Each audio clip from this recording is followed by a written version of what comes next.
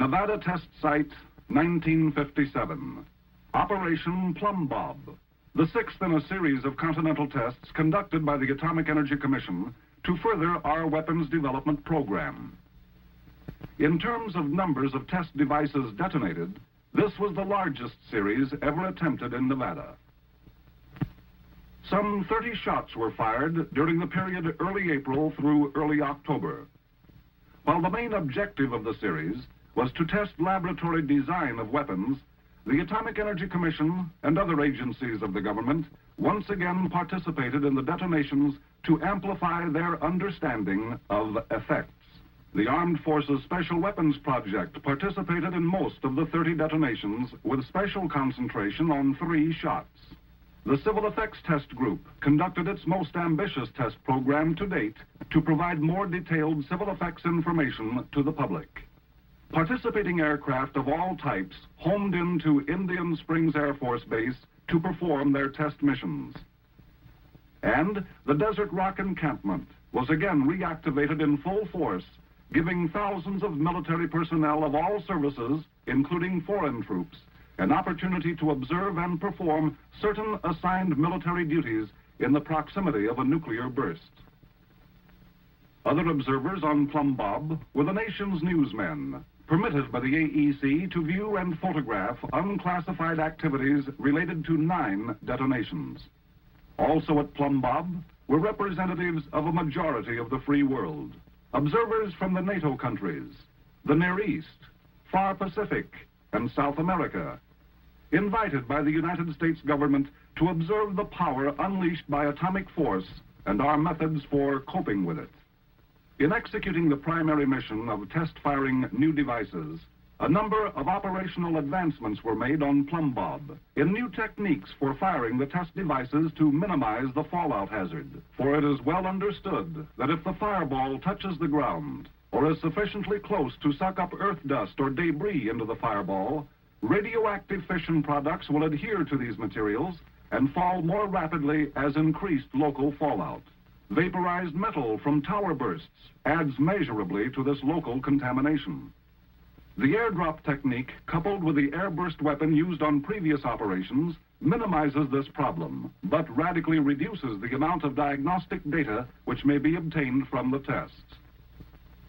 Therefore, on Plumbob, 3 basic methods were tried.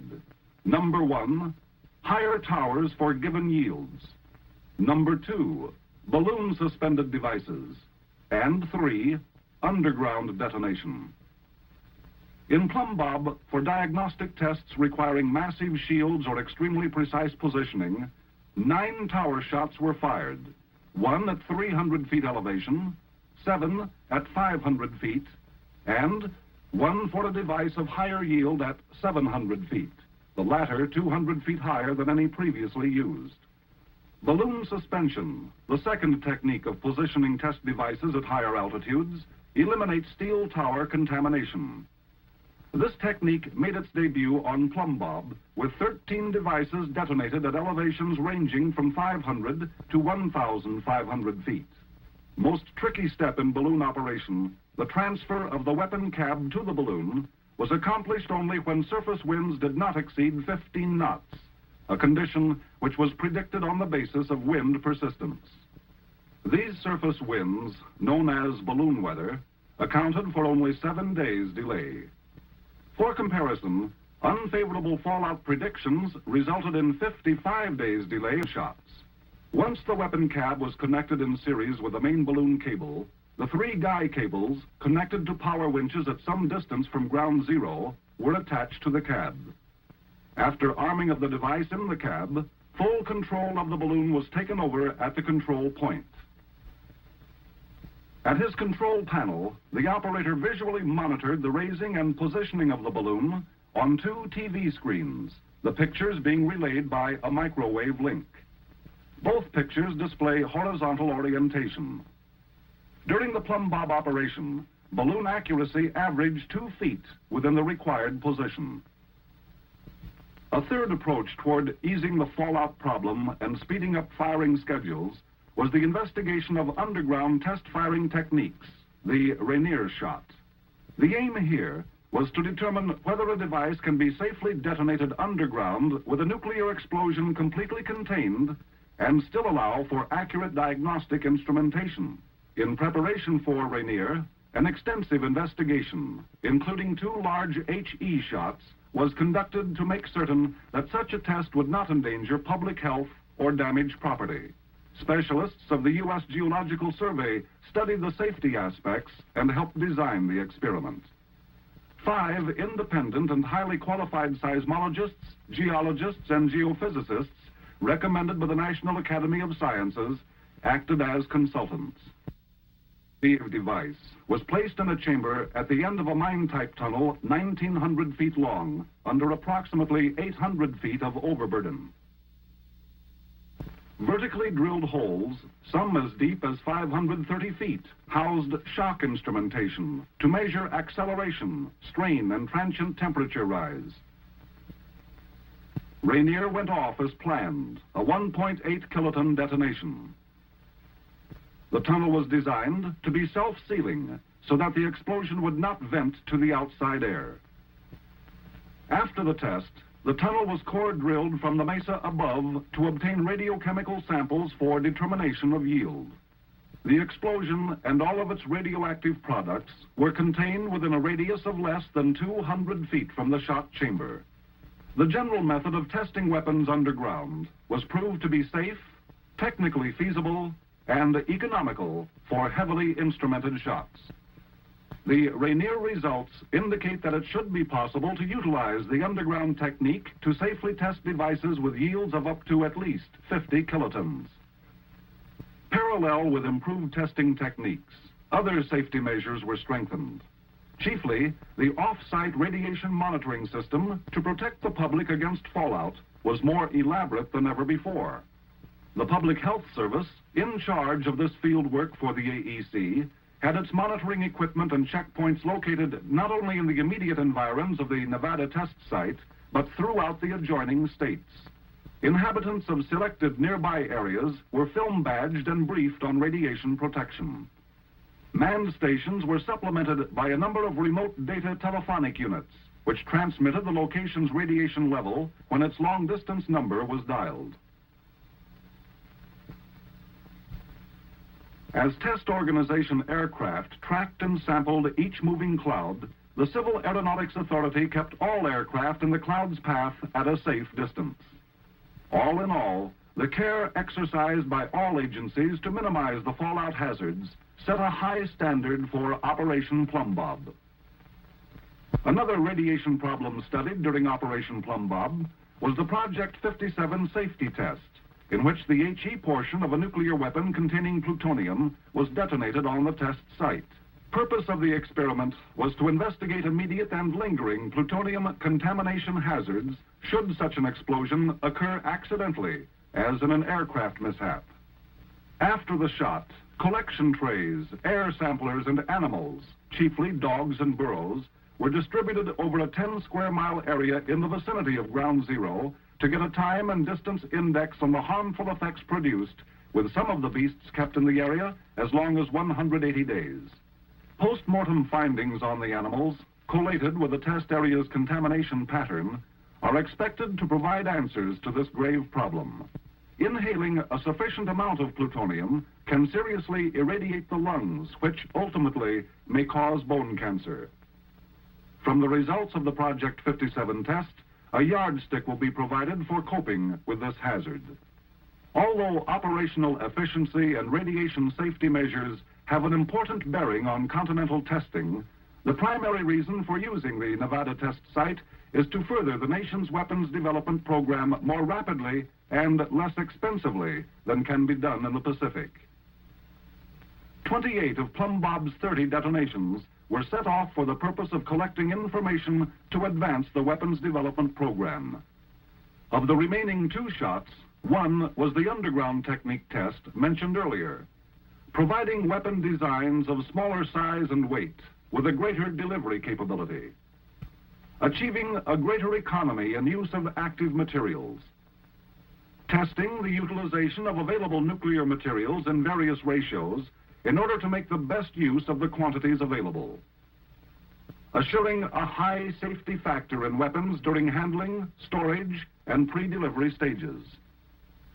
Securing basic information on higher yield design and techniques for devices prior to full-scale Pacific testing. The aims and objectives of the Plumbob devices have been stated. Before this film is concluded, we will return to Dr. Johnson for a brief summation of outstanding conclusions regarding this comprehensive weapons program. All facets of weapon development at a test site hinge on digging out the data on internal device behavior during fleeting microseconds. Some of the fanciest thinking and most costly apparatus goes into these measurement and collection systems. Although the full diagnostic story is beyond the scope of this film, a glimpse of several instrumentation setups will give a fuller appreciation of the scores of programs involving diagnostics. As an example of cost reduction, to measure temperature as a function of time, a new line-of-sight method of recording using a series of reflecting mirrors was devised to replace the highly expensive kettle cable system. This measuring was done by an optical recording station housed in a concrete bunker in Area 2. The station also successfully took recordings from the tower, 4 miles away, through a relay of 2 additional turning mirrors.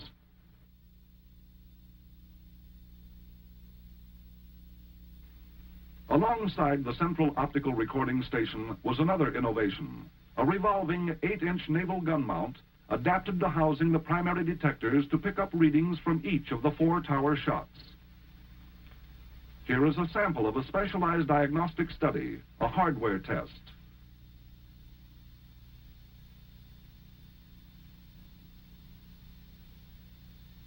The peace pipe, a 325-foot tall vacuum tube. The peace pipe tested the vulnerability of 150 functioning arming and firing components of future weapons systems. At 20-foot intervals in the vacuum tube, such items as X-units, contact crystals, and firing switches were tested for neutron, gamma, and electromagnetic effects. These effects were picked up by photographic and monitoring equipment installed under 13 feet of concrete at the base of the tower. Also, metal samples were hung on 2 pipes, respectively 10 and 30 feet from the shot cab, to test them for thermal and gamma erosion, as well as melting characteristics. On 8 other nearby towers between 200 and 300 feet high were perched functioning weapons complete with firing unit, but minus their nuclear and HE components. Here is another diagnostic experiment in which a picture of the radiation of burning gas in the center of a device was obtained for the first time, the pinhole neutron experiment called the PinX.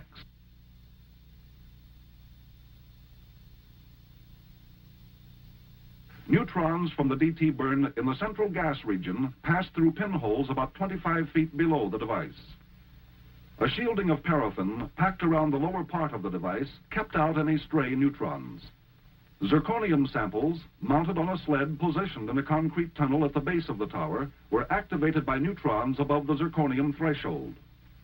As soon as possible after the burst, a remote cable pickup was used to withdraw the sled from the highly radioactive tunnel.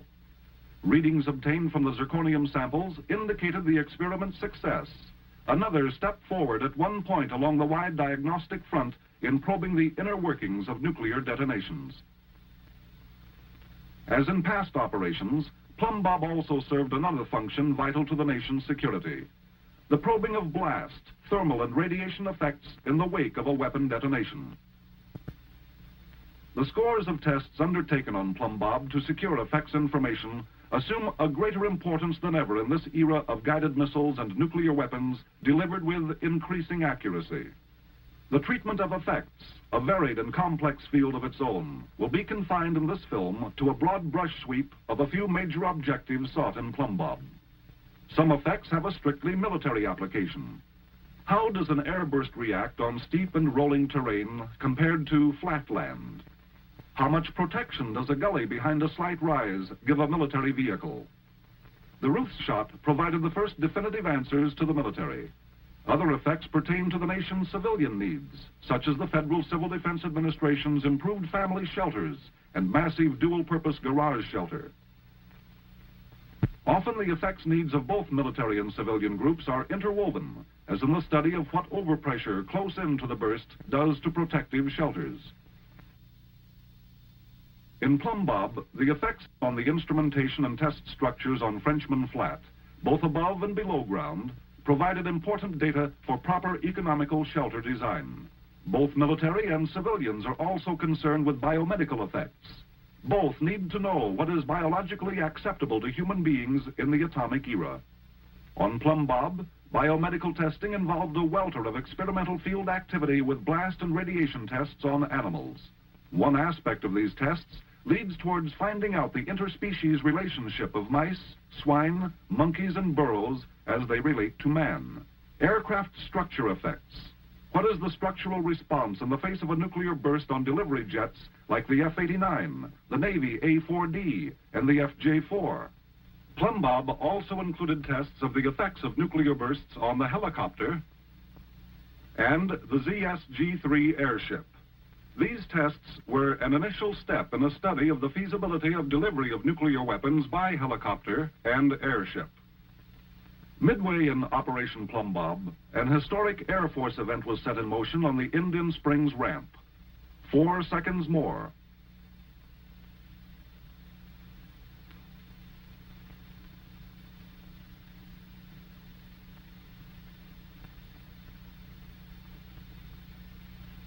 All 3 planes broke sharply. The distance, 4,500 yards from the burst. Plumbob marked the first time that aircraft had received nuclear blast input while banking away after delivery. 5 military observers stood directly beneath the burst, indicating the safety of interceptor nuclear rocketry to personnel on the ground below. This dramatic event produced important data on the effects of a known warhead at a stated distance upon aircraft and crew members. Neutron and gamma doses for the 3 crews did not exceed 5 REP and 3 Roentgens respectively. Whatever the effects project, military or civil, its findings assist the nation in building up our encyclopedia of nuclear effects data, including the creation of effective countermeasures.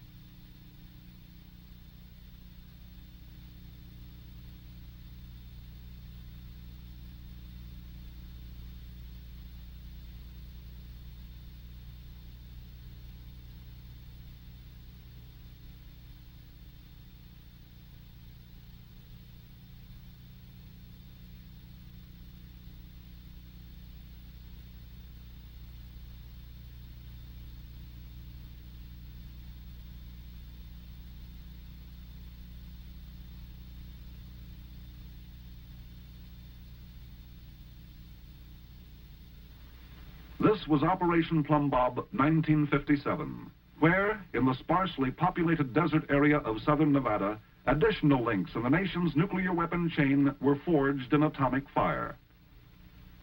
In today's time of urgency, Plumbob demonstrated again the value of Nevada testing, not only in proving out kiloton weaponry more expeditiously and cheaply than possible in the Pacific, but also in readying development for the next round of full-scale testing at the Eniwetok Proving Grounds.